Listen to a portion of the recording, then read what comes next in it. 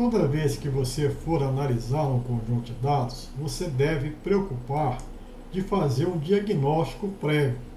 Muitas vezes os seus dados não estão adequadamente estruturados e isso vai provocar erro. Algumas observações são as seguintes. Nos arquivos utilizados pelo programa Gênesis, você pode cometer alguns erros.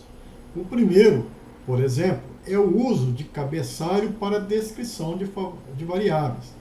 Então, o programa Gênesis, no seu arquivo, não trabalha com letras, com informação de variáveis. Então, você não deve incluir essa primeira linha, por exemplo, descrevendo que essa coluna é ano, tratamento, repetição, altura, produção, e isso provoca erro. Essas informações são colocadas em outro local apropriado. Então, a inclusão de cabeçalho estaria incorreta. O certo é excluir esse cabeçalho. O uso de vírgula como símbolo decimal também provoca erro. Veja que esses números estão apresentados como sendo 1,50. O correto seria usar ponto como símbolo decimal. Então, 1,50, 2,40, porque a vírgula ela é utilizada no processamento como separador de números. Então, na hora que ele lê 1,50, o programa vai ler o número 1 e vai ler o número 50.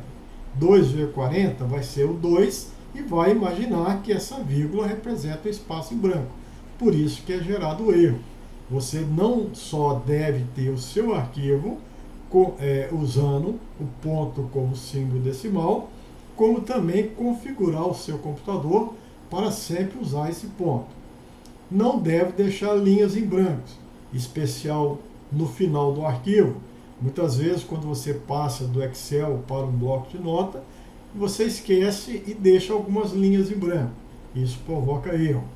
Células em branco também não pode ser incluídas, porque assim sendo, você terá linhas com um certo número de colunas, por exemplo, 1, 2, 3, 4, 5, 6. E essa é 1, 2, 3, 4, 5, porque existe uma célula em branco. E isso vai provocar erro no processamento. Também não podemos usar alfas numéricos.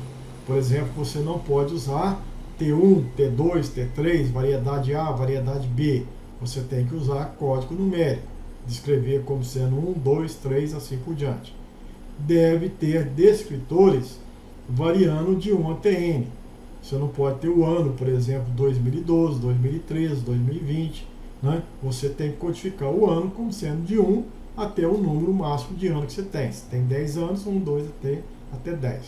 Então, nós temos aqui exemplo de um arquivo incorreto e exemplo de um arquivo correto. Ou seja, esses erros foram resolvidos. Mas o programa Gênesis, ele te auxilia muito. Veja, vamos dar um exemplo em que a trilha de dados está apontando aqui para a pasta C2.meus dados. E lá nós temos um arquivo que nós pretendemos fazer uma análise de variância. Por exemplo, em blocos ao acaso, sem parcela perdida. Como a trilha de dados está apontada para C2.meus dados, ao clicar nessa seta, ele vai encontrar os arquivos que ali existem, na extensão que eu defini, txt, prn ou .dat. Antes de fazer qualquer coisa, é recomendável que eu faça o diagnóstico. Então, toda palavra precedida por essa dupla seta, né, esse sinal aqui de maior, ela é clicável. Então, você clica e passa a ter um relatório. Veja, eu posso verificar meus dados e verifico que aqui nós temos 3 colunas, mas ele me informa que existe apenas uma coluna. Isso porque existem erros. Alguns erros estão relacionados aqui. Existe célula em branco? Não tem problema de célula em branco, de linha em branco, e nem células em branco. Tem presença de alfanumérico? Não. Tem número negativo? Isso não é problema, mas ele informa para você. Tem presença de vírgula? Então ele está dizendo que nós estamos usando o símbolo decimal, o ponto decimal, certo? O que está adequado. Mas o meu arquivo tem presença de vírgula. Então eu devo corrigir esse problema no arquivo. Então vou em editar, substituir, onde tiver a vírgula, eu vou pedir para substituir para ponto. Então, eu vou resolver esse problema.